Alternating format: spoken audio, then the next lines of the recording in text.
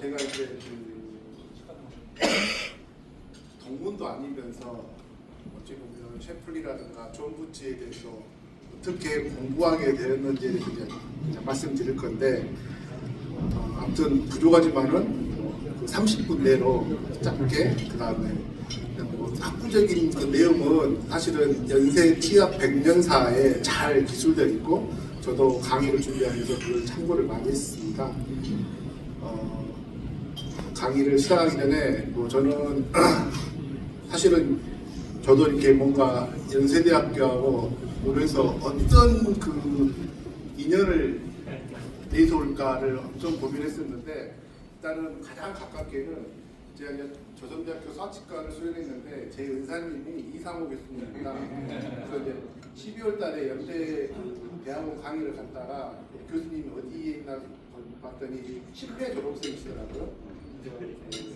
이상호 교수님의 제자이기 때문에 제가 하는 말, 행동, 어찌해도 교수님의 DNA에서 한 20% 정도는 묻어있지 않을까라는 생각이 들고, 또 하나는 제가 이제 아들과 딸이 있는데 제 딸이 고3 때 되어가지고 연세대학교 치과대학을 가고 싶다 하더라고요. 치과 가서는 절대 안 된다 했는데 고3 때 수시로 지원했는데 떨어졌습니다. 재수해서 또 이제 수시로 해서 또 했는데 떨어졌습니다. 그래서 치과 의사가 꼭 되고 싶다고 했었는데 치과대학을 떨어진 대신에 그 재수해가지고 의과대학에 지금 입학을 해서, 보통 이제 의대를 더 우기고 치대가 아래라는데 제 딸은 좀 특이하게 치과 의사가 되고 싶었는데 실패해서 의사가 된 독특한 케이스이기 때문에, 그래서 제가 오늘 이곳에 가서 강의를 한다고, 너가 지원단에서 떨어진 학교에 가서 나는 강의를 한다는 것을 좀 자랑하고 하고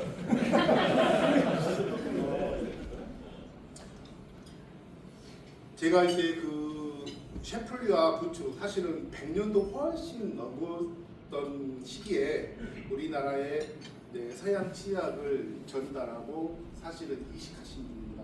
보통 이제 우리가 외국 선교 치과 의사들이 와서 사실은 가장 큰 목적은 선교가 목적이지 않습니까?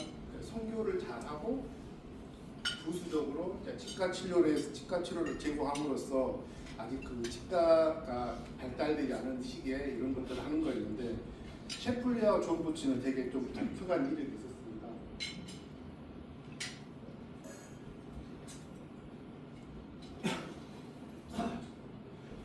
그래서 이제 저는 소아치과를 전공해서 소아치과를 개업하고 있지만은 환자가 9시부터 5시까지 계속 있는 건 아니기 때문에 그 짬짬이 저는 제 취미 생활로 환자가 없는 시간에 이런 그 역사에 관련된 이야기를 모아가지고 가제입니다. 뭐 일제강점기 치과의사가 된 조선의 딸이라든가, 그다음에 우리나라 최초 치과의사 함석재 선생님에 대해서 이렇게 평전도 한번 내보려고 계획만 잡아놓고 있는데, 지금은 뭐 여러 가지 활동을 하기 때문에 뭔가 차분하게 되었을 때, 사실은 치과 의사로 개업을 하고 있으면서 정년에 대해서 되게 고민하지 않습니까? 저는 이제 제 목표는 65세에 정년이 된다면 이제 정년이 되었 다음에 이러한 것들을 하는 것으로서 할 일은 뭐 돈은 아직 못 모았지만은 노후 부장에 노후에 할 일을 정해놨기 때문에 이런 부분에 대해서 말씀드리고 싶고, 그래서 그런 그 연속 과정 중에서 사실은 훌륭한 분들이 너무너무 많습니다. 지금 여기 앉아 계신 분들 중에서도 훌륭한 분들이 되게 많은데, 이분들의 이야기가 기록으로 남겨져 있으면 앞으로 한 50년 후에 또 60년 후에 누군가가 대해서, 사실 우리 윤홍철 회장님도 뭐 아이오바이오 우리나라에 되게 선구자적인 기질을 걷고 있는 그런 분이신데, 이런 분도 되게 어떤 스토리를 모아서 하게 되면은 우리나라의 이런 형광에 대해서 소개한 그 치과 의사라는 것이 역사적으로 되기 때문에 우리 이런 것들을 기록으로 남겨져 있는 게 잘 요약되어 있으면 좋지만은 곳곳에 흩어져 있습니다. 그 곳곳에 흩어져 있던 것들을 모아가지고 이제 우리나라 치과 의사들을 대해서 역사에 대해서 쭉 그 사람 살아온 길을 하다 보니까 최근에 이제 셰플리와 존 부치에 대해서 제 리스트에 이제 추가를 함으로써 오늘 그걸 바탕으로 해서 제 이야기를 말씀드리도록 하겠습니다. 1995년에 기창덕 선생님께서 지금 한 30년 전이네요. 그래서 세브란스 병원 치과를 개설한 윌리엄 셰플리 이렇게 한 챕터를 해서 이제 셰플리의 인생에 대해서 쓰는데 저는 이제 치과 임상에 뭔가 이제 그 셰플리의 어떤 그 남긴 기록물들이 되게 많더라고요. 그래서 제가 아직은 글재주가 좀 미약하기 때문에 셰플리가 남겨놓은 그 기록물들을 로우 데이터 모든 그 자료들을 여기에 집대성을 해서 나중에 혹시 또 다른 그 분이 관심을 갖게 되면 그걸 바탕으로 해서 이야기를 또 토론낼 수 있도록 그렇게 하면 좋을 것 같고요. 그 다음에 이제 존 부츠가 세운 세브란스 치과의 전통, 이게 되게 30년 전 제목인 것 같고, 저는 사실은 서양 치약을 이식하고 전파하고 이 부분에 대해서는 사실 셰플리와 존 부츠에 대해서 이를 빼고 말할 수 없을 것 같습니다. 그래서 오늘 제가 말씀드릴 내용은 이렇게 네 가지 주제에 대해서 말씀드리도록 하겠습니다. 사실은 우리나라의 서양 치약이 처음으로 이식되고 전달되는 과정 중에서 조선말이 되게 국권을 상실하거나 거의 국권을 잃어버린 그런 시점이기 때문에 되게 그 부분은 안타까운 거거든요. 그래서 일본 치과 의사들이 의해서 우리나라에 이제 치약이 치과 학교도 생기고 그랬지만은 그런 와중에서도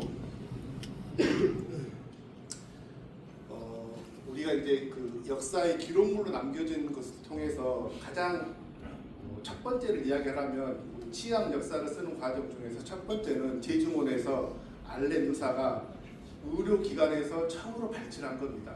이게 뭐 집에 있는 할머니가 일을 뺀 것도 의료행위이지만은 일단은 의료기관, 공식적인 의료기관이 아니기 때문에 1885년에 제주문에 있는 알렌 의사가 다행히 의과대학에서도 치과 개론을 교육을 받고 있기 때문에 그런 어렴풋한 그런 지식을 가지고 발전했던 것 같아요. 그래서 지금 생각해보면 되게 동요도가 심한 그 치아는 누구든 할 수 있는 거지 않습니까?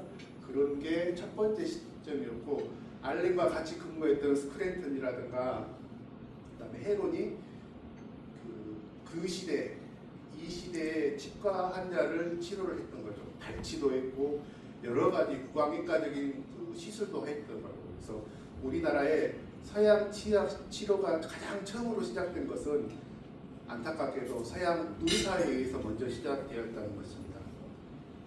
그 다음에 또 슬픈 이야기를 하게 되는데 1884년에 입치 영업자라는 입치, 우리로 말하면 입치사라고 이야기하는데 일본에서 입치 영업자들이 거의 치과와 비슷한 진료를 했습니다. 이때 당시에도 일본에서는 치과 의사가 없었기 때문에.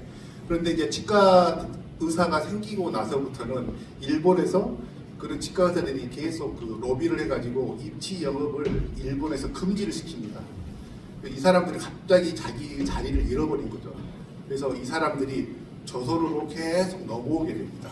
일자리를 찾아서. 그때 당시 우리나라는 치과라는 게 전혀 없었기 때문에. 그래서 이제 노일 전쟁이 있고 그러면서 더 많은 사람이 이제 1910년도 이제 국권을 상실할 때는 더 많은 사람이 넘어오면서 사실은 서양 의사가 부분적으로 치료했던 것이 우리 치과 치료가 대중화가 된 것은 입치 영업자에 의해서 진료가 된 거였습니다. 말 그대로 입치 영업이기 때문에 이 사람들은 윤리적인 진료도 없었고 오로지 목적은 돈을 벌기 위한 목적이었습니다. 그래서 여기서 보시면은 치수론이라고 써져 있거든요. 입치 영업이란 말은 아니고 치수론, 이게 뭔가 좀 의료기관 같은 느낌이 들어서 이렇게 나와 있는데요. 그래서 이제 여러분 잘 아시는 이해박는 집도 입치 영업자들이 개업한 그 치과의 이름을 이해박는 집, 순 우리나라 말로 해서 이런 것들이 있었고, 이렇게 예전에 이런 순종 장례라는 거 할 때 이렇게 기록으로 남아 있어가지고 또 여기서도 이렇게 종로 이해박는 집.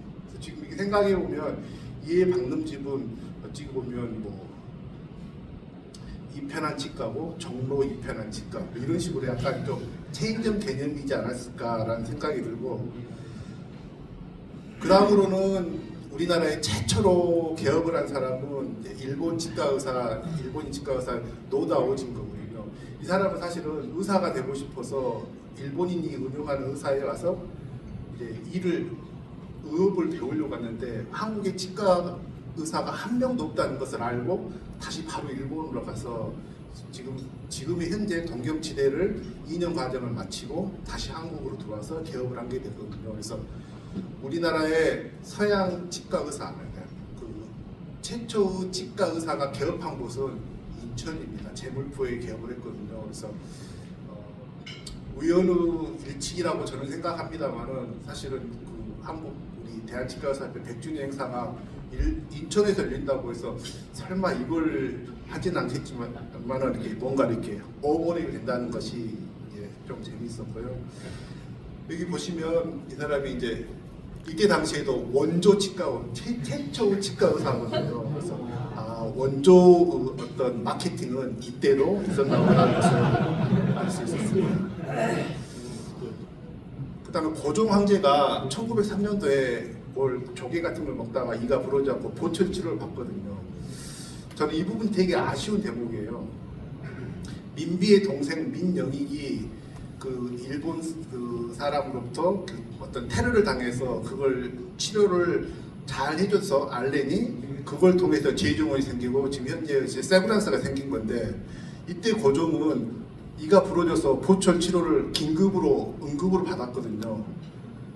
그 논리를 제가 이야기를 하면 우리나라에서 치과의학교가 없기 때문에 우리나라에도 치과의학교를 만들어라 했으면 훨씬 더 좋았을 건데, 고종은 이때 이렇게 이야기를 합니다. 독일에서 치과 의사들을 더 많이 데리고 오도록 하여라 라고 이렇게 해가지고 좀 그런 부분은 역사에서 되게 아쉬운 부분이고요. 이때 1897년부터는 외국 치과 의사들이 우리나라에 출장으로 옵니다. 출장을 해서 한 달이든 석 달이든 머무르면서 소위 말하는 좀 그 돈이 많거나 어떤 그 상류 사회의 어떤 사람들의 치과적 치료 필요성을 해결하고 가는 거죠. 그래서 지금 생각해 보면 에이스가 안 되는 거잖아요. 우리 치과에 와서 뭘 치료를 받던 에이스가 얼마나 되냐고 물어보는 건데, 그래서 이때 당시에 1904년도에 그 기록으로 남아 있는 사람들이 이렇게 치과 광고를 했거든요. 이것보다 기록으로 남기지 않은 선교 치과, 그 서양 치과 의사들이 훨씬 더 많았을 것으로 생각이 되고요. 셰플리가 1915년에 우리나라에 오는데 1914년도에 우리나라에 이제 한국인 최초 치과 의사 제1호 치과 의사 함석태 선생님이 이제 면허번호 1번으로 등록을 받으시고 개업을 했습니다. 이 말은 셰플리가 1915년도에 한국인 치과 의사는 유일하게 함석태 선생님 혼자였다는 거죠. 셰플리의 이제 업적에 대해서 말씀드리도록 하겠습니다. 저는 이 셰플리라는 사람은 치과대학을 다니고 있을 때부터 나는 선교 치과 의사가 되겠다는 게 꿈이었습니다. 그런데 한국이든 중국이든 거기를 가려고 했는데 선교 치과 의사라고 소위 말하는 임명장을 받아야 되는 건데 임명장을 받지 못했던 거예요. 그래서 자기가 그냥 시간을 낭비할 수는 없었기 때문에 치과대학을 졸업하고 개업을 하게 됩니다. 개업을 해서 한 1년 좀 안 됐을 무렵에 선교 치과의사로 갈 수 있겠냐라는 그 제안을 받게 됩니다. 우리 보통의 사람이라면 저는 이제 개업을 했기 때문에 더 이상 제 꿈은 접기로 하고 다른 사람을 이렇게 이야기를 하겠는데, 이분은 내가 지금 빚이 부채가 있고 이 치과 기자들이 이제 구입한 지 얼마 안 되는데 이게 되게 고민이라 하니까 그때 당시에 어비슨 그 세브란스 병원장님께서 그건 걱정하지 말아라. 너 부채는 우리가 갚아주고 너가 치과에 쓰고 있는 모든 기자들은 그대로 배에 싣고 세브란스 병원으로 와서 거기에서 치과를 하면 되겠다. 이걸 깔끔하게 해결했기 때문에 개업을 정리를 하고 한국으로 이제 건너오게 되는 거죠. 저는 이 사진이 되게 좀 재미있었던 것 같아요. 배에서 막 내렸을 때 소위 말하는 인증샷을 찍은 거잖아요.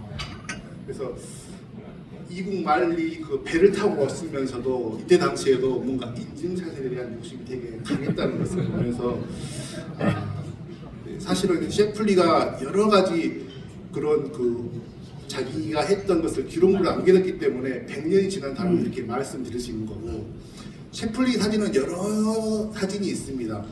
근데 제가 여기서 자신 있게 말씀드릴 수 있는 것은, 셰플리는 필라델피아 덴탈 칼리지를 졸업했거든요. 지금 현재는 템플 덴탈 유니버시티인데, 여기에서 셰플리가 졸업한 해가 1913년도에 졸업했는데, 여기서 쭉 찾아봤더니 이 하단 우측 제일 끝에 셰플리 사진이 있었어요. 졸업 사진이.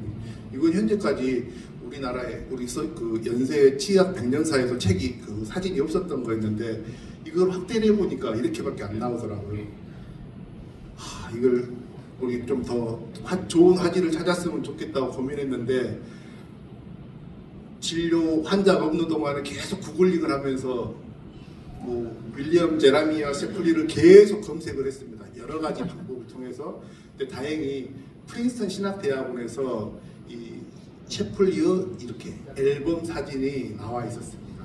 그래서 아마도 셰플리가 이제 다시 한국 그 자기 고향으로 갔었을 때 그 자기가 가지고 있었던, 조선에서 가지고 있었던 그런 사진들을 여기에 기증을 했나 봐요. 그래서 1919년부터 20년이라 했는데 그 전 사진도 되게 많이 있더라고요. 그래서 이걸 좀 더 제가 알고 있는 편집자에게 부탁해서 이렇게 고퀄리티 화질로 바꿨습니다. 그래서 이것은 뭐 제가 만든 건 아니고 프린스턴 신학대학원에서 발견된 사진을 이렇게 한 거 있습니다. 그래서 셰플리의 업적은 여러 가지가 있는데, 첫 번째로는 우리가 성교 치과 의사가 세브란스 병원 치과에 와서 그냥 주어진 공간 내에서 자기가 진료만 하면 되는 겁니다.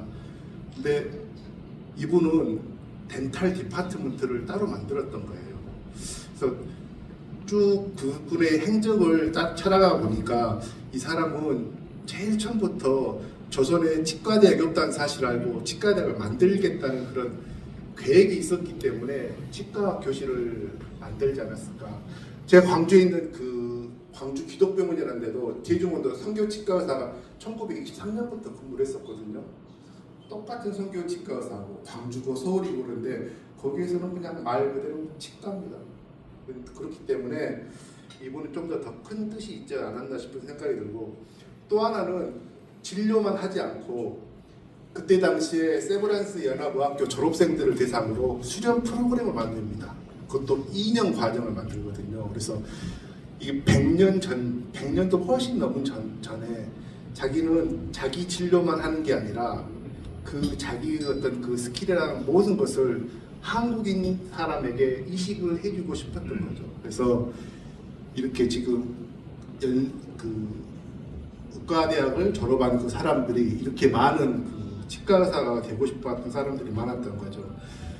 그래서 이 두 분은 실제로 2년 과정을 마쳤어요. 그런데 조선 총독부에서 치과의사 면허를 주지 않았습니다. 치과의사 규칙에 치과대학을 졸업하거나 치과의사 시험을 합격해야 되는데, 이 두 분은 그냥 외국인 그 치과의사에게 수련만 받았기 때문에 그걸 인정해주지 않았던 거죠. 그래서 결국에는 의사로 개업을 하게 되었거든요.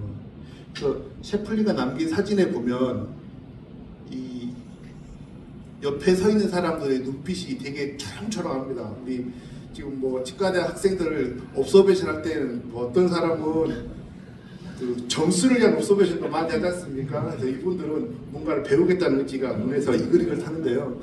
여기 보시면 이분은 의사처럼 보이잖아요. 일단 그 넥타이도 메고 있고, 근데 동양인이잖아요. 이 사람은 한국 사람일까라고 생각했었는데, 그 미시나라는 일본인 치과 의사입니다. 이분도 외국에서 치과대학을, 미국에서 치과대학을 졸업하고 셰플리하고 같이 그때 당시에 그 세브란스 연합의학교 덴탈 디파트먼트에 같이 근무했던 거죠.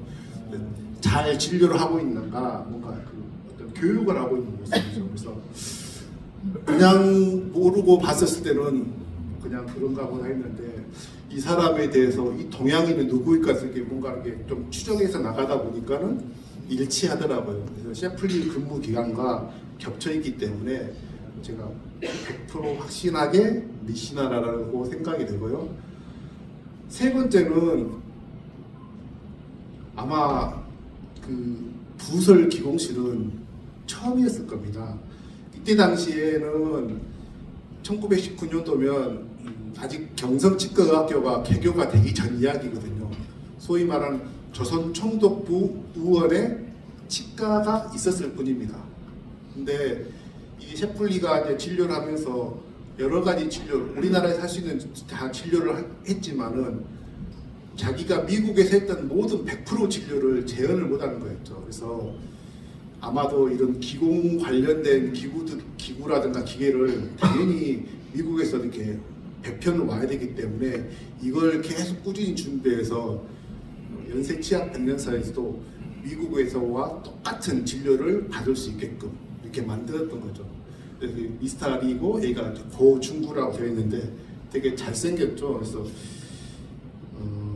이 고중구라는 이 치과 기공사, 사실은 이때 당시에는 뭐 기공과가 없었기 때문에 기공사는 메가니스 도움으로 노스웨스턴 가서 총우치 연수까지 받고 와서 연세 세브란스에서 이제 근무를 한 거예요. 그래서 뭐 이 시기가 거의 100년 전 이야기잖아요. 그래서 되게 참 그 남달랐던 것 같고, 그때 당시에는 다른 우리나라에서 진료하는 것과 약간 더 하이 퀄리티를 진료를 하지 않았을까라는 생각이 들고요. 그래서 근데 이제 이분은 기공사인데 뭐 이렇게 박복남이라는 그 일본 그 동양 여자 치과학 전문학교를 졸업한 우리나라 이제 그 여자 의사 치과 의사 중에 한 분인데, 그분하고 같이 결혼을 해서 그 북경에서 치과를 하는데 이 고씨 부부 치과원이라 되어 있더라고요. 그래서 이분이 북경에서 치과 의사를 면허를 땄으면 다행일 건데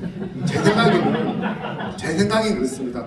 이때 당시 누가 와서 행정 지도도 하지 않기 때문에 그냥 남자도 그냥 치과 의사로 같이 근무하지 않았을까라는 그런 생각이 듭니다. 그 다음에 셰플리는 그 소위 말하는 서울에서만 진료하지 않았습니다. 이 서울의 원산, 평양, 운산에 치과 진료소를 다 만들어가지고 거기에서도 우리나라 사람들, 치과 치료가 필요한 사람들에게 어떤 덴탈 서비스를 했던 거죠. 이것도 저는 계속 생각을 했거든요. 외국 선교 치과 의사와 이렇게까지 하지 않아도 될 건데 참 이 부분에 대해서는 정말 그 존경스러운 것 같아요. 그래서 그 다음에 또 하나는 이 더 코리아 미션 필드라는 그 외국 선교사들이 만들어낸 한 달에 한 번씩 가는 잡지가 있는데, 여기에 셰플리라든가 존 부츠가 글을 많이 남겨놓습니다. 그래서 이 1916년도, 15년도에 8월달에 한국에 들어와서 16년도 2월이면 채 1년이 안 된 시점에서 이때 당시에서 이제 그 자기의 어떤 계획 같은 것을 이야기하는데, 여기에 치과 교육기관, 소위 말하는 치과 교육, 그 치과대학의 설립의 필요성을 되게 강조하고 있습니다. 아까 말씀드렸던 것처럼 1916년도면 우리나라의 소위 말하는 치과계, 지금은 현재 치과계는 뭐 소위 말하는 임플란트 뭐 40만, 50만 이걸로 되게 치과계에 물을 흘러놓고 있다면, 이때 당시에는 입치사들이 우리나라의 치과계의 물을 많이 흘러놓고 있을 상태였거든요. 정식 면허를 가진 치과 의사가 거기에서 잘 견뎌내지 못할 만큼 그런 상태이기 때문에 어떤 치과 의사의 윤리를 되게 강조합니다. 셰플리도 그랬고 부츠도 그랬고요. 그래서 어떤 이 셰플리가 남긴 이 말은 우리 치과대학 학생들에게도 꼭 이야기를 해주고 싶은 정도로 되게 그 치과 의료 윤리에 관해서 되게 중요한 이야기고, 제가 이렇게 100년이 지난 시점에서 셰플리에 대해서 이야기할 수 있는 것은 셰플리가 한국에 도착해서 일기를 남겼습니다. 그 일기를 프린스턴 신학대학원에 기증을 했나 봐요. 그래서 우리 그 연세대학교 김춘혁 교수님이 2023년도인가 그 군의 일기에서 이렇게 발췌를 해가지고 그분의 행적을 쭉 해놓은 것이 있는데, 그래서 아무튼 어떤 것이든 기록으로 남겨져 있지 않다면 잊혀지는 것은 너무 당연한 거기 때문에, 그래서 이 셰플린은 1915년도에 들어와서 1921년까지 어찌 보면 한 6년 정도 시간 정도밖에 안 됐는데 우리나라에 많은 것들을 남겨놓고 갔거든요. 중요한 건 아무리 어떤 사람이 많은 것을 해놨더라도 후임이 되게 중요합니다. 그 후임이 앞에 한 사람 것을 계속 발전시키지 않으면 아무 의미가 없는 건데, 셰플린은 참 운이 좋은 사람 같아요. 셰플리의 업적을 더 뛰어나게 만들었던 사람이 존 부츠거든요. 존 부츠는 셰플리가 했던 것을 좀 더 업그레이드 시켰습니다. 1921년도에 여기 보면 미션 필드에 존 부츠가 오고 대신에 셰플리가 한국을 떠났다는 그의 기록으로 남아 있는데요. 존 부츠는 어비슨이 미국에 가서 40만 원의 기부금을 받아가지고 갑니다. 그 기부금을 받아가지고 한국에 도착할 때 이분이 존 부츠인 것 같아요. 사진에서는 명확하게 나와 있지 않는데, 이제 세브란스 병원을 좀 업그레이드하면서 뭔가 치과에 관련돼서 좀 뭔가를 좀 새로운 것을 모색해 보려고 했던 것 같은데, 그 첫 번째가 치과학교를 설립을 신청하는 겁니다. 1921년도에. 셰플리도 그걸 되게 강조를 했었는데 부츠는 온 지 얼마 안 됐거든요. 그래서 어비슨이 이 10만 원을 들여서 조선 정독부에 정확하게 말하면 조선 치과의학 전문학교를 설립을 신청을 합니다. 처음이 아니었습니다. 1909년도에 데이비드 에드워드 한이라는 그 미국인 치과의사도 1909년도에 와보니까는 치과의사는 한 명도 없고 치과 교육기관도 없기 때문에 신청을 했는데, 대개는 그 소위 말하는 조선 통감이 불허를 하죠. 안 된다.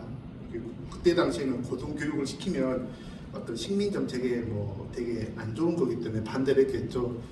근데 21년도에 그 어비슨이 조선 치과의학 전문학교를 신청을 했는데, 이때도 여전히 조선 총독부에서는 서양인에게 그 어떤 그 조선의 교육기관을 맡길 수 없다는 것을 해서 핑계를 대면서 불허를 하게 되죠. 보면 여기서는 이제 약간 그 일본인도 다닐 수 있게끔 이런 것으로 이렇게 하려고 한다고 하는데 여전히 반대를 하죠. 근데 약간 이제 우리 치과에서 이제 세브란스 병원 의학교로 좀 돌아가 보려고 해요. 이 세브란스 병원 의학교도 조선생들을 계속 배출했는데, 그때 당시에 조선 통감부에서 면허증을 안 줍니다. 시험도 볼 수 있게 기회도 안 주고, 졸업을 했는데 의사 면허증이 없기 때문에 의사로서 일을 할 수 없는 거죠.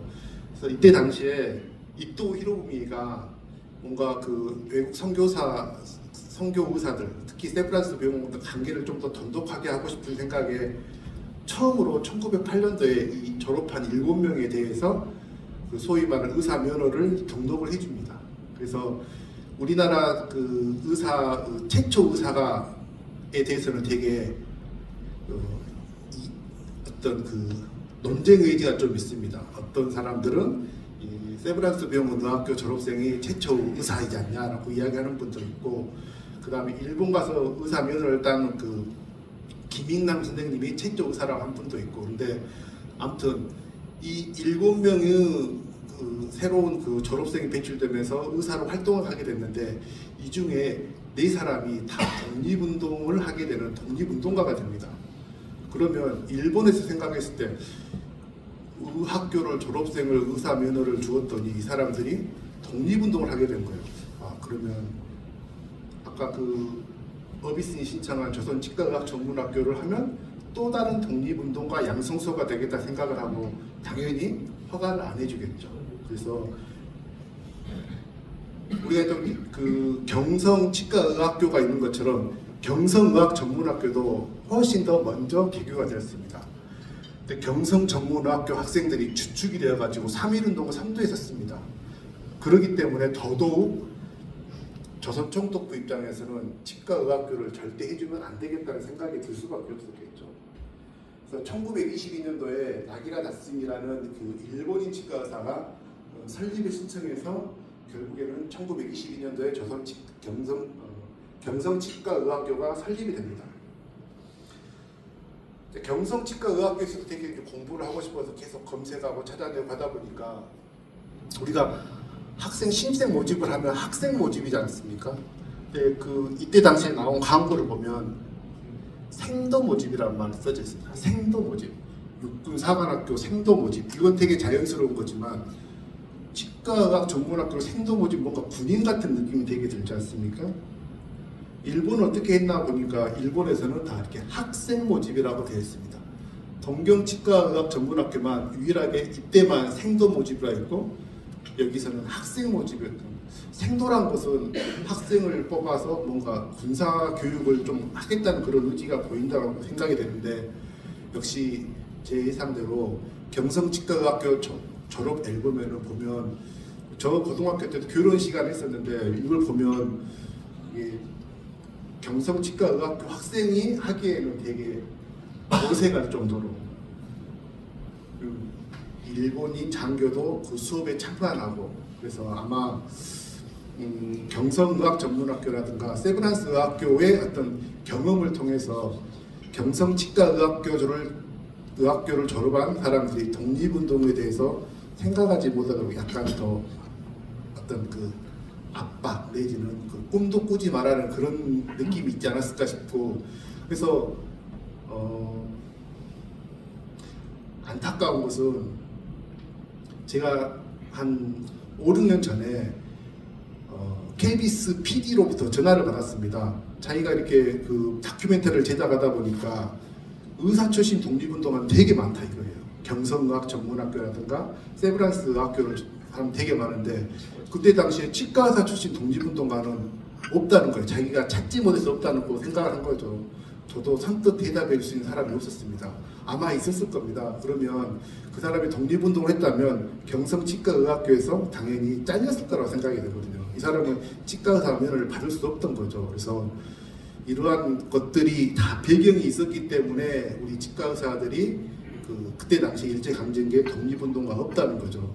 이렇게 그냥 겉만 이야기를 하면 이때 당시에도 치과의사들은 그냥 뭐 진료하고 돈 많이 벌고 자기의 어떤 호가 호의를 위해서만 살지 않았냐고 생각이 되는데 어떤 역사적 배경이라든가 역사적 조건을 생각한다면 독립운동을 하면서 경성치과의학전문학교를 졸업한다는 건 현실적으로 불가능하다고 생각이 됩니다. 뭐 그냥 우리나라에서 이야기를 하면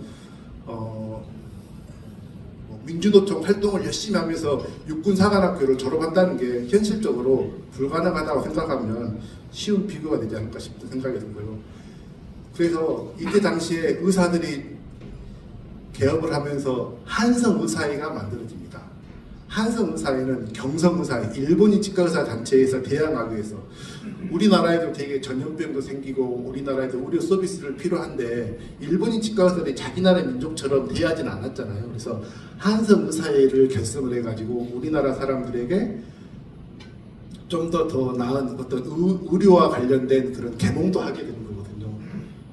마찬가지로 우리나라에서 이제 치과의학교를 졸업한 사람들이 25년부터 이제 배출이 되기 시작합니다. 한성치과의사대도 1925년도에 창립이 되거든요. 그래서 올해가 1925년도이기 때문에 이런 그 100주년을 기념하는 거거든요. 7분이 참여를 합니다. 그래서 뭐 함석 선생님은 말씀드린 것처럼 이미 알고 있고 안종서 선생님이 세브란스 병원 치과에 처음으로 첫 번째 수련이라고 이야기를 할 수 있거든요. 그래서 이분이 여기에서 이제 그 한성 치과 의사의 활동을 했기 때문에 나중에 좀 더 언급이 하도록 하겠습니다. 그래서 이제 존 부츠는 똑같이 그 셰플리처럼 그 의학교 학생들을 대상으로 졸업생들을 대상으로 이런 수련 프로그램도 했지만 25년부터는 경성치과의학교를 졸업한 안정서 선생님을 비롯해서 그 사람들을 수련 프로그램을 하게 되는 거죠. 이것도 보면 누가 봐도 이건 되게 열심히 배우는 학생의 모습이고 이거는 뭔가를 어떻게 잘하나 보자 이렇게 뭔가 보는 모습이잖아요. 이 사람도 동양인의 모습이고 아까 말한 미시나가 아닙니다. 이 사람은 1923년도에 동아일보에 나와 있는 것처럼 이렇게 세브란스 병원 치과부 광고가 나와 있는데 여기에 보면 임태경 일본 치과의학 전문학교를 졸업한 이분의 그 젊었을 때의 모습입니다. 그래서 안타깝게 이분은 2년 정도밖에 근무를 안 했던 거예요. 그래서 이분의 전주에가 이제 고향이기 때문에 전주에 가서 개업을 했거든요. 그래서 이분은 전주분인가 보다라고 생각을 하고 있었는데 제 페이스북 친구 중에 임옥이라는 분이 있습니다. 그래서 이분도 이제 치과 의사거든요. 자기 아버지도 치과 의사였다 하고 그래서 제가 페이스북 그 개인 메시지로 혹시 임태경 선생님이 혹시 할아버지 되시지 않냐고 이야기를 이제 보냈더니 깜짝 놀라면서 맞대요. 그래서 이분이 임태경 선생님이고 이분이 이제 아들인 거죠. 요 아들이 군의관일 때고 이분이 이제 전주에서 개업을 한 거였죠. 요 분이 이목이에요. 그래서 이제 자기 아빠 치과에 가서 사진 찍어서 이분이 이목인데, 그래서 할아버지는 일본 치과학 전문학교를 졸업하셨고 이분 그 아들은 서울대학교 치과대학을 졸업했고 이 딸은 그 손녀죠. 손녀는 하버드 치과대학을 졸업했습니다. 그래서 보스턴에서 개업을 하고 있거든요. 이렇게 개업을 하고 있는데 그래서 그냥 뭐 카톡으로 이제 또 맺어져 가지고 한국에서 개업을 할 수 있으면 참 좋을 텐데요 했더니 한국 면허도 땄대요. 한국 면허도 따서 2005년도에 한국 면허를 땄더라고요. 그래서 책이나 기록물에 봤던 그런 그 선생님의 후손을 직접 연결되었다는 게 되게 제 자신도 되게 대견스러웠고 이분을 되게 그 한국에 와서 참 강의하면 참 좋겠다라는 생각이 드는데 이제 임태경 선생님이 2년이 채 안 된 것 같아서 왜 2년 정도밖에 근무를 않고 전주로 가서 개업을 하셔야겠냐고 물어봤더니 그 노모가 계셨는데 되게 노모가 건강 상태도 안 좋고 해서 그 어머니를 모시기 위해서 이렇게 고향으로 가서 개업을 하셨다고 하더라고요. 그래서 임태경 선생님은 이제 나중에 정치에도 참여를 하게 됩니다. 그래서 후담으로 이야기하는데 정치라는 게 하면 뭐 성공적인 거지만 되게 빚도 많이 남기잖아요. 그래서 이목 선생님 말씀으로는 할아버지가 남긴 빚을 자기 아버지가 갚느라고 엄청 고생을 했다 하더라고요. 그래서 계속 나는 되게 존경스럽게 이야기하는데 이분 할아버지에서 별로 이야기를 안 하려고 해요. 그래서 뭔가 가족적으로 참 아픔이 있나 보다 하는 생각이 들었습니다. 그래서 이제 29년도의 사진의 모습을 보면 자 이분들은 이제 그 시점으로 봐도 경성치과의학교를 졸업한 한국인 치과의사의 모습이라는 것을 알 수 있죠. 존 부츠는 진료하고 수련이들을 교육하고 이때 당시에 외국 저널에 학술지 활동을 했다는 것을 상상을 할 수 있어요. 지금 이메일로 보내면 되는 거지만 이때는 편지를 보내면 배로 보냈을 건데 그래서 1928년도에 아무튼 덴탈 코스모스라는 저널에 이걸 발표해놨더라고요. 그래서 이게 뭐 간단한 증례지만은 대단하다고 해서 저는 이제 이걸 한국에서 최초로 외국 학회지에 발표된 그 저널이라고 명명을 하려고 했는데 제가 있는 광주에 있는 기독병원에 있는 그 랩이라는 그 사람이 있거든요. 이 사람이 1928년 1월에 발표를 했더라고요. 이건 1928년 5월이거든요. 뭔가 하나 타이틀 더 붙이고 싶었는데 제가 이걸 몰랐으면 모르는데 알고 있는 상태에서는 그렇게 할 수 없어가지고 이 이분이 그 외국 우리나라 이제 한국 치약 역사를 쓴다고 할 때 외국 학회지에 최초로 케이스 리포트를 한 사람이라고 이야기하는 거죠. 그래서 이제 뭐 존 부츠는 훨씬 더 많은 것을 이렇게 했더라고요. 그래서 이 케이스 리포트에는 한국인 치과 의사가 제1저자로 나와 있더라고요. 1932년도에 졸업한 정보라 선생님이죠. 대한 치과 보철학회에 가면 명예회장으로 써져 있습니다. 존 부츠는 이 정보라 선생님과 같이 동아일보에 한 10페이지 정도 구강위생 개몽을 위한 칼럼을 하였고요. 1959년도에 미국 치과의사 100주년 행사가 그 뉴욕에서 열리는데 이때 이렇게 세 분이 가가지고 우리나라가 FDA에 정식적으로 회원으로 가입하는 거예요. 가입을 하게 됩니다. 그래서 이분이 정보라 선생님이죠.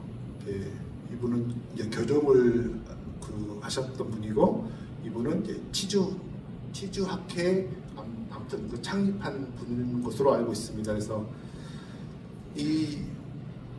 당연히 이분이 그 FDA에 가서 한국을 소개하고 이런 영어를 할 수 있었겠죠. 이렇게 하게 된 그 근거는 존 부츠와 같이 근무를 하면서 익힌 영어가 있었기 때문에 가능하지 않냐는 생각이 들고요. 그 다음에 존 부츠가 또 그 수련의를 썼던 김철룡이라는 분이 있습니다. 이분은 치존 녹눈증을 어떤 신약물을 개발합니다. 그래서 소위 말하는 되게 지금으로 말하면 되게 특종이겠죠. 그래서 이게 세브란스 치과 교실에서 새로운 그 신기한 그 치료법을 개발했다는 그런 것이 기사화되어 있었습니다. 저는 이게 가장 큰 업적이라고 생각이 돼요. 소위 말하는 이게 선교 치과 의사가 한국에 와서 뭐 치과 교실을 하고 수련의를 하고 하는 건 좋은데 이 치과 단독 근무를 짓겠다는 그 생각 자체가 진짜 지금 생각해 보면 어마어마한 것 같아요. 현재 우리나라에 있는 치과 의사들도 외국 중국이라든가 어떤 그 이슬람 국가에 선교 치과 의사로 가신 분들이 되게 많거든요. 제 동문 중에서도 3분이나 있는데 그 어떤 분도 이런 건물 짓겠다고 모금운동 한 적이 본 적이 없거든요. 근데 이분은 이렇게 너무나 멋진 3층 단독 건물을 이렇게 지었더라고요. 그 미국 치과 의사들의 어떤 그 도네이션을 받아가지고 이때 이제 그때 당시에 소위 말하는 현판이죠. 현판인데 이게 그 연세치약박물관에 있는 것을 제가 실물로도 봤는데 대단한 것 같아요. 그런 모금 운동을 하기 위해서 자기가 엽서를 그려가지고 미국 치과 의사들에게 이렇게 뿌린 거죠. 저는 이 부분이 되게 멋있던 것 같아요. 서비스, 덴탈 서비스를 어떤 최상의 진료를 하고 그 다음에 잘 학생들을 가르치고 그 다음에 연구도 열심히 하겠다. 아까 우리 학장님께서 말씀하신 그 세계 치과대학 순위 31위라고 했는데 아마 이때 존 부츠는 이때부터 이것을 어떤 치과대학은 없었지만 이런 것들을 모토로 삼고 진료를 한 것들이 계속 흘러서 지금 여기에 계신 분들에게도 이 존 부츠와 셰플리의 생각과 이런 그 이상과 이념들이 다 이식되어 있지 않다는 생각이 들고요. 아까 한성 의사회를 말씀드린 것처럼 한성 치과의사회는 1925년 4월 15일이 경성치과의학교 1회 졸업생들 졸업식 날이거든요. 그래서 4월 15일 이후 어느 날에 한성 치과의사가 창립됐어요. 언제인지도 모르고 어디서 했는지도 모르고 다만 7명이 만들었다는 것은 기록으로 남아 있습니다. 제가 조사한 바에 의하면 42년도에 경성치과의사 일본인 치과의사 단체 강제 합병이 되거든요. 쉽게 말하면 이제 한성치과의사회는 문을 닫게 되는 거죠. 총 65명이 입회를 해서 활동을 했는데 여기 우측에 써져 있는 분들이 세브란스 연합의학교 치과학교실의 교실원입니다. 이분들이. 그래서 이제 한성치과의사에서 활동을 하는 건 나와 있는데 무료 진료를 많이 했죠. 여기 보면 이렇게 세브란스 병원 이렇게 나와 있는 거죠. 그래서 이게 개인적으로 했을 수도 있는 거지만 가서 활동을 할 때 존 부츠가 모르게는 할 수 없었던 거죠. 그래서 저는 한성 치과 의사회가 이 소위 말하는 구강 보건의 날에 무료 진료를 하고 구강위생 경험을 하는 것은 한성 의사회가 독립운동을 하는 것과 우리나라 땅에서 할 수 있는 최소한의 어떤 그 최대한의 어떤 활동이지 않았을까라고 생각이 듭니다. 그래서 이런 활동들은 34년에도 이어지고 36년에도 이어집니다. 기록으로 찾은 것만 이렇게 되어 있는 거거든요. 그 다음에 이제 세브란스 치과학교실 그 교실원 중에서 이양숙 선생님이랑 있습니다. 1935년도에 경성지전을 졸업하고 35년도에 세브란스 병원 그 치과학교실에 입국을 해서 진료를 하는데 이 보시면 36년도에 그 3층 그 세브란스 치과 교실 그 건물에 소아치과를 처음으로 시작하게 됩니다. 이양숙 선생님이 소위 말하는 소아치과만을 진료를 처음으로 시작하게 됩니다. 그래서 대한소아치과학회 창립이 된 1959년도인데 그래서 우리나라에서 소아치과 의사가 처음으로 진료한 것은 언제이냐면 1936년 세브란스 연합의학교 치과교실에서 처음으로 한 거죠. 이것도 되게 의미가 있는 거라고 생각이 되거든요. 물론 이때 당시에는 소아치과 수련을 받거나 하진 않았겠죠. 그렇지만 이분이 소아치과 의사인 것을 확실하게 알 수 있는 게 이렇게 댄스 이바디누투스를 치료한 케이스를 이렇게 증례보고를 했더라고요. 소아치과 의사인 것을 어떤 그 증례보고까지 할 정도면 충분히 자질이 있어 보입니다. 그래서 이제 이 신문의 기사를 이분에 대해서 뭔가 좀 예우를 하고 싶어서 화가에게 부탁해가지고 좀 더 예쁘게 만들었는데 이양숙 선생님이 그 대학로에 있는 항림다방이라고 말씀 들어보셨을 거예요. 항림다방의 소위 말하는 창업주입니다. 1946년도 그냥 기록으로 나와 있습니다. 여기 보시면 이 선생이 직접 경영하신 항림다방이나 항림레스토랑이 나와 있습니다. 그래서 항림다방을 가면 1959년이라고 되어 있거든요. since 1959년에 되는데 사실은 1946년이거든요. 그래서 뭐랄까 그냥 그 이렇게만 이야기하면 되게 다방 뭐 그럴 수 있는 거 아니야? 건물을 그 땅에서 건물을 줘서 다방할 수 있는 거 아니야라고 할 수 있는데 인터넷 검색해 보시면 항림 사건이라고 있습니다. 여기에서 되게 민주화 운동을 많이 했던 사람들이 자주 실려갔던 곳이었고요. 그다음에 존 부츠는 아까 그 서비스 티칭 리서치라 했잖아요. 티칭도 자기가 수련을 했고 수련을 그 일을 교육을 했지만은 이 수련이들에게 이유경 선생님은 피츠버그 치과대학에 유학을 시켜서 거기서 치과의사 면허를 따게 합니다. 그래서 이유경 선생님은 대한치과보존학회 초대 회장인 걸로 제가 알고 있습니다. 그래서 존 부츠는 피츠버그 치과대학에 소위 말하는 자랑스러운 동문상을 수상하게 되는데 이분도 되게 존경스러운 것 같아요. 자기만 받지 않았습니다. 이유경 자기의 제자까지 챙겨서 자랑스러운 동문상을 수상했던 거죠.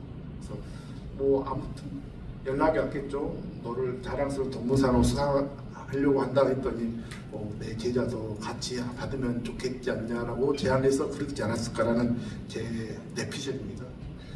그 다음에 아까 말씀드린 정보라 선생님은 지금은 이제 없어졌지만 노스웨스턴 치과대학에 이분은 치과대학을 졸업한 것 같지 않은데 아무튼 미국 치과의사 면허를 딴 건 확실합니다. 그래서 거기서 초무치 연수도 받고 해서 대한치과보철학회 명예회장이라고 되어 있는데 이제 이분도 이때 당시에 이제 한국에 이제 들어와서 경성치과의학교에서 이제 교수로 있으면서 아마 우리나라에 되게 많은 보철과 관련된 것들을 그 어떤 선진 그 시술을 많이 우리나라에 전달하지 않았을까 생각이 들고요. 그 다음에 존 부츠는 되게 호기심도 많고 되게 저도 열정이 되게 남다르다고 생각이 되는데 저보다 훨씬 더 뛰어난 분인 것 같습니다. 그래서 백두산 탐험을 합니다.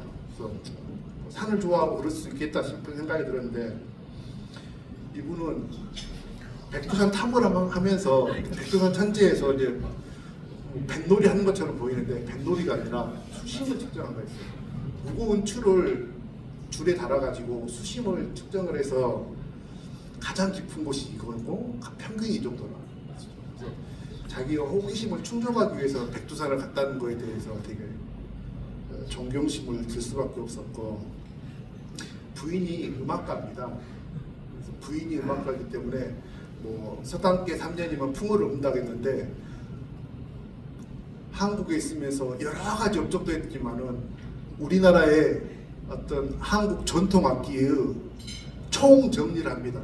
총정리를 해서 이렇게 그 소위 말하는 음악과 관련된 음악사에 대해서 공부한 사람들은 공부를 하다 보면 존 부치를 모를 수밖에 없거든요. 알 수밖에 없거든요.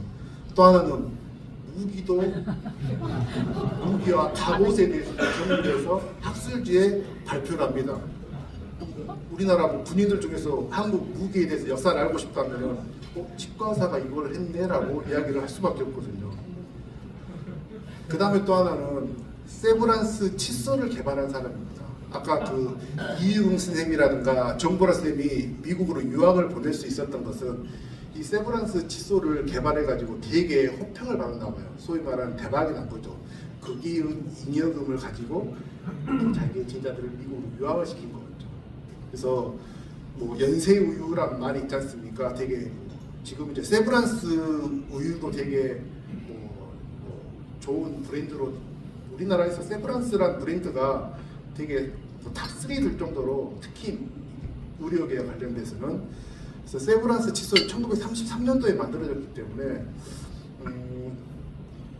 우리 연세대학교 치과대학 총동문회에서 세브란스 칫솔을 혹시 개발하면 사실은 환자들이 치과에 와서 치과의사 원장님들한테 좋은 칫솔 있으면 추천해달라고 하잖아요. 마땅히 없거든요. 그냥 오랄비 내지는 마트에서 편한 거 쓰세요라고 하는데, 세브란스 칫솔로 이를 닦으면 치아가 훨씬 더 건강해진다는 것으로 할 수 있기 때문에 칫솔도 참 있으면 좋을 것 같다는 생각이 들고, 이렇게 아까 그 외국 그 치과 진료소에서도 진료를 계속 많이 하였고, 존 부츠도 되게 좋은 말들을 많이 남겼습니다. 그래서 시간 관계상 이렇게 더 말씀드리긴 뭐하고, 우리는 셰플리와 존 부츠를 위해서 뭘 해야 될까라고 이야기를 한다면, 뭐 벌써 이제 10주년이 되어가지고 이제 올해는 이제 110주년이 되겠네요. 그래서 100주년 기념우표에 역시나 이렇게 존 부츠가 나와 있고요. 네, 치아 박물관에도 나와 있고, 저도 인증샷에 대한 욕심이 있어가지고 찍을 수밖에 없었습니다. 근데 저도 이제 공부를 하다 보니까 이게 뭔가 이게 이것도 있었으면 좋겠다는 생각이 좀 많이 들었는데, 저는 이때 당시에 만들어준 이 그 치과 교실의 건물에 대한 그림, 이게 되게 희미한 사진이지 않습니까? 그림 내지는 어떤 치과의 어떤 그 미니어처 이런 것들이 아마 치과대학 1층 로비에 있었으면 참 더 좋았겠다는 생각이 들고요. 그래서 우리나라의 그 서양 치의학이 이식되는 과정 중에서 1등 공신을 이야기하려면 저는 1초도 머뭇거리지 않고 셰프리와 존 부치를 이야기하고 싶습니다. 경성치과의학교도 1922년도에 개교를 했는데, 경성치과의학교 졸업생들이 다 세브란스 치과학교실 가서 수련을 받았거든요. 거기서는 일본인 치과의사들도 소화하기 힘들었던, 소화할 수밖에 없었던 상태이기 때문에, 그래서 이러한 것들이 경성치과의학교를 졸업한 학생들이 여기서 수련을 받아가지고 우리나라의 국지국지한, 아까 정보라 이유경 선생님처럼 이렇게 많은 업적을 하고, 연세대학교 치과대학이, 저는 이제 동문은 아니지만 제발 코다도 그 어떤 그 인증을 받아가지고 연세대학교 치과대학을 졸업한 그 사람은 미국 치과의사면 시험 교수들이 있도록 한다면 아마 그 랭킹도 훨씬 더 올라가지 않을까 생각이 들었습니다. 그래서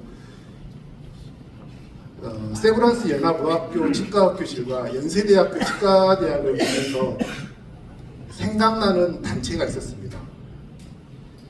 혜택 타이거스와 기아 타이거스가 생각이 났거든요.